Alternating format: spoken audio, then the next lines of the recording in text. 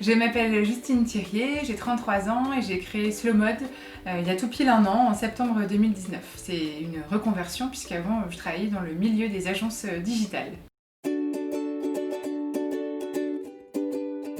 Slow Mode, c'est une marque de vêtements de seconde main et d'upcycling. L'idée, c'est de montrer qu'on peut rester stylé en seconde main, qu'on peut s'habiller dans la vie de tous les jours aussi via la seconde main et qu'on peut faire ça sans avoir d'impact sur la planète. C'est aussi un projet solidaire. Ça, c'était quelque chose d'assez important pour moi. Les vêtements sont triés dans des centres de collecte, on les achète à ces centres-là et ensuite on fait aussi une réparation des vêtements et ces deux centres-là, plus l'atelier de couture, emploient uniquement des personnes en réinsertion. L'objectif de Slow Mode, c'est vraiment d'abord de sensibiliser et puis surtout de réduire le gisement de vêtements, de vraiment faire en sorte que les gens comprennent qu'il y a trop de vêtements et de voir toutes les solutions qu'on peut mettre en place pour lutter contre ça. On l'a vraiment pensé comme un laboratoire de mode circulaire. L'idée, c'est vraiment qu'on trouve ensemble une meilleure façon de consommer.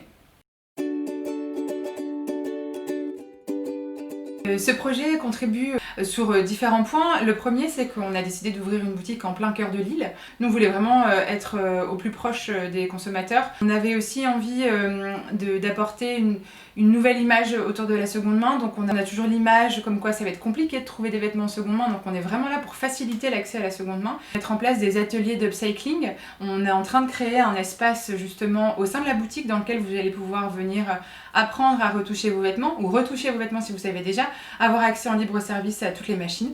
On travaille sur la troisième vie des vêtements. On a une collaboration avec Le Closet qui fait de la location de vêtements.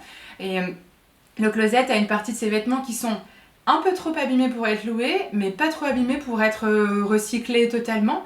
Donc nous, on reprend ces vêtements et on les customise, ou on les répare, ou après on s'en sert pour nos ateliers. Ça nous fait de la matière vivante. Ça nous sert aussi à montrer aux participants de l'atelier, voilà, là il y a un accroc dans ce chemisier-là, qu'est-ce qu'on va faire? Et ça, c'est vraiment important pour nous et c'est comme ça qu'on essaie de contribuer à la seconde vie des vêtements. Le style, ça c'est vraiment important, montrer qu'on peut rester stylé et dans l'air du temps avec des vêtements de seconde main. La socialidarité, ça c'est un terme qu'on utilise, c'est côté social pour le côté accessible, vraiment que les gens se sentent libres d'acheter ici et que ce soit pas contraignant en termes de budget. Et puis socialidarité puisqu'on travaille uniquement avec des personnes qui travaillent en réinsertion, qui sont embauchées en réinsertion. Et puis le dernier, ce serait le lâcher prise, de se dire je sais pas forcément bien coudre et je fais pas que des achats de seconde main, et d'arrêter aussi le côté blâmer et de se dire je fais ce que je peux, je fais de mon mieux et c'est déjà super bien. On va revenir sur cette petite vidéo et notamment sur ce que tu fais. Est-ce que tu pourrais me dire, c'est quoi l'origine de Slow Mode? Oula, alors Slow Mode, ça vient vraiment d'une prise de conscience personnelle sans rentrer dans la psychothérapie. C'est un jour en plein congé mat, je me suis dit que j'allais ranger mon dressing et j'ai vu que j'avais beaucoup trop de vêtements avec les étiquettes. Et je me suis dit qu'il fallait que j'arrête ça. Et de là, s'est fait le lien avec mon bébé à venir et je me suis dit, tiens, je vais mieux consommer. J'ai vu les prix, des prix des vêtements éthiques et je me suis dit, tiens, c'est un prix auquel j'étais plus habituée en fait. Donc je me suis dit, c'est bizarre. Et finalement, je me suis dit, je vais m'orienter vers la seconde main puisque c'est une première version accessible en fait pour mieux consommer. Et je me suis lancée dans le défi Rien de neuf.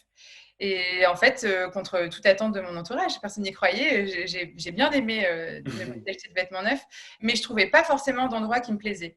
Et du coup, j'ai décidé de tout changer, tout plaquer et d'ouvrir ma boutique de vêtements de seconde main.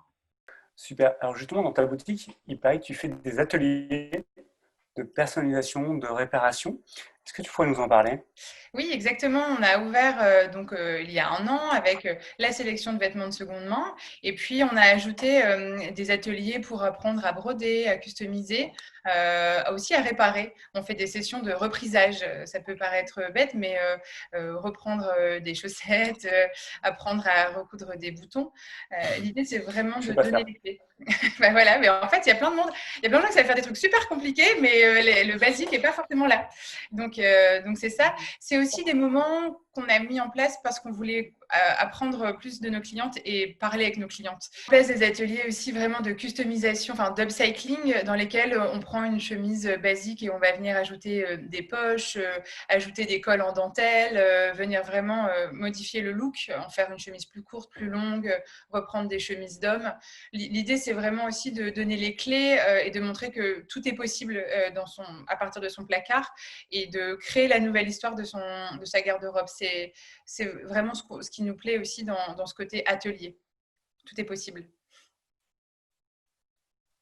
Super. J'ai vu également que vous travaillez avec des marques. Vous Oui, faites des tout à fait. partenariats. C'est Est-ce ça. que tu peux nous en dire un petit peu plus comment ça se passe? Alors en fait, depuis le départ, on a créé des partenariats. Nous, on fonctionne pas mal au feeling et aux rencontres. Et dès l'ouverture, on a ouvert le lieu à tous en disant, bah voilà, nous, on a envie de contribuer à la mode circulaire. Donc, qui veut vient, qui a les mêmes valeurs aussi que nous vient. Et du coup, très rapidement, on a fait une semaine contre le Black Friday avec Revive Clothing, trop bien, la chemise de papa, des marques qui font plutôt de l'upcycling. Ensuite, à Noël, pendant les fêtes de fin d'année, on a fait des partenariats avec des marques de location de vêtements. Et puis, pour pouvoir louer sa robe de fin d'année. Et puis là, plus récemment, on travaille avec Lou Yetu et Cézanne, pour qui on fait des ateliers d'upcycling, de personnalisation. Chouette. Quand c'est comme ça, on se déplace à l'intérieur des enseignes pour aussi s'imprégner du lieu, comprendre aussi eux leur fonctionnement et puis apporter nous notre petite graine d'upcycling et de seconde main. Alors, justement, tu parles des marques. Imaginons, je suis une marque de mode. Je veux bosser avec toi. Je fais comment? Le contact et puis ensuite en fonction de vous ce que vous avez envie de faire et si on sent qu'il y a une réelle envie d'essayer de faire progresser la mode circulaire et s'il y a un vrai feeling, j'en ai parlé, l'intuition, le feeling c'est assez important pour Ouais. nous. On travaille ensemble sur la façon de mettre ça en place. Par exemple pour Cézanne c'est assez simple, on a trouvé ensemble un fil rouge. Donc l'idée c'est pendant toute l'année de travailler sur la customisation de chaque pièce du vestiaire tous les mois. Et puis ensuite, on apporte, nous, notre univers, la marque aussi apporte le sien, toujours avec cette envie commune de faire avancer les choses. Et puis après, c'est plus une partie d'organisation, d'agenda et de prise de rendez-vous en ligne sur le site, par exemple. Mais tout ça se fait assez facilement et c'est génial d'ailleurs, puisqu'en fait, on se rend compte que tout est possible. Ok, super.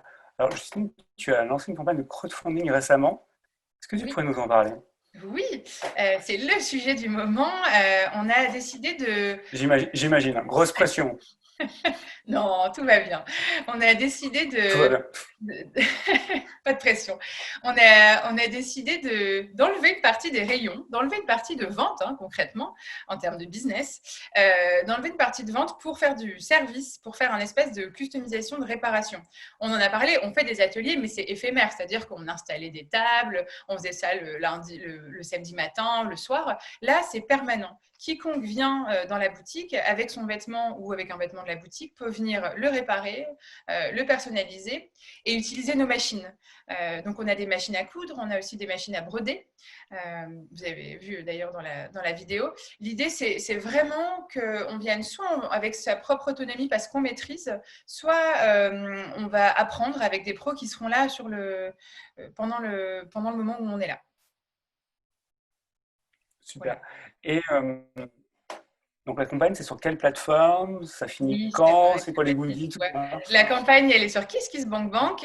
Vous pouvez taper Slow Mode, Ouais. vous retrouvez. Elle s'appelle Sublime ton dressing parce qu'on a vraiment envie de travailler sur la seconde vie, voire la troisième vie des vêtements. C'est ce qu'on fait par exemple déjà avec le closet, mais la troisième vie est aussi importante. Et donc du coup, c'est Sublime ton dressing. On veut vraiment redonner le pouvoir de créer sa garde-robe, la nouvelle histoire de sa garde-robe de demain. Donc sur KissKissBankBank.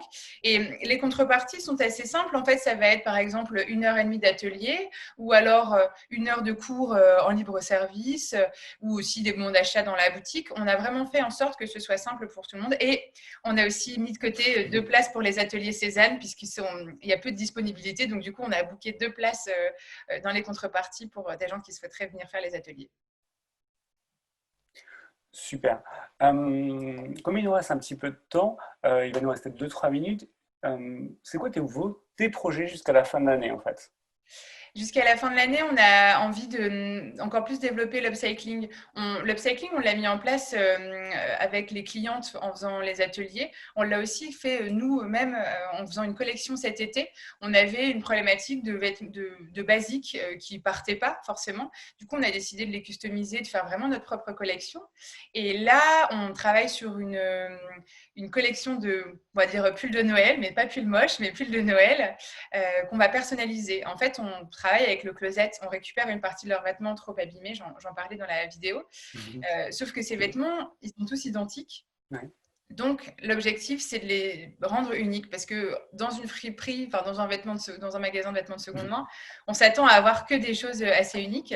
Donc, nous, on a 60 pulls qui sont identiques. On va créer notre propre collection pour upcycler ces pulls-là. Ça, c'est un des petits projets. Puis après, on continue sur les ateliers. Et puis, on a envie de continuer aussi à travailler avec des marques qui ont envie de faire bouger les choses. Donc, on est aussi assez ouverte à ce sujet-là. Je viens de recevoir une question privée que tu ne peux pas lire en fait, et donc je vais essayer de la lire directement. C'est quoi l'importance pour toi du magasin physique, notamment par rapport au lien avec ta communauté, avec les gens, puisqu'on parle beaucoup de digital, surtout en ce moment avec le coronavirus. Pourquoi pour toi c'est aussi important? C'est essentiel. J'ai fait 10 ans dans le digital. Quand j'ai dit à mes anciens collaborateurs que j'ai abandonné le digital, ils m'ont dit que j'étais complètement folle, que je voulais repasser juste au magasin physique. C'était bizarre aussi. Parce que sans ce lien, sans le magasin physique, on n'aurait pas pu faire tous ces partenariats, toutes ces collaborations. C'est vraiment avec l'humain qu'on arrive à tisser des liens et à faire ces projets-là. Le monde de demain ou la mode de demain, comme on veut l'inventer, elle va se passer par les relations virtuelles, bien sûr, mais il n'y a pas mieux qu'un contact quand même vraiment physique pour en parler. Et puis la seconde main, ça se touche, ça se vit. Tout comme l'upcycling, on est vraiment sur de l'expérience et ça, c'est crucial. Le relationnel, il est toujours là, il est hyper important. Voilà. Super. Justine, dernière question. Donc la campagne de crowdfunding, elle finit quand? Oui, je te peux dire. Elle se termine le 6 octobre. Donc, il nous reste une petite vingtaine de jours pour nous aider à mettre en place ce nouveau service au sein de notre boutique. On y croit. D'accord. Donc nous, on va mettre le lien directement dans le chat pour les gens qui aillent directement. Voilà, tout simplement. Contribuer à ce nouveau service en boutique. Parfait. Justine, merci beaucoup. Merci Fabrice.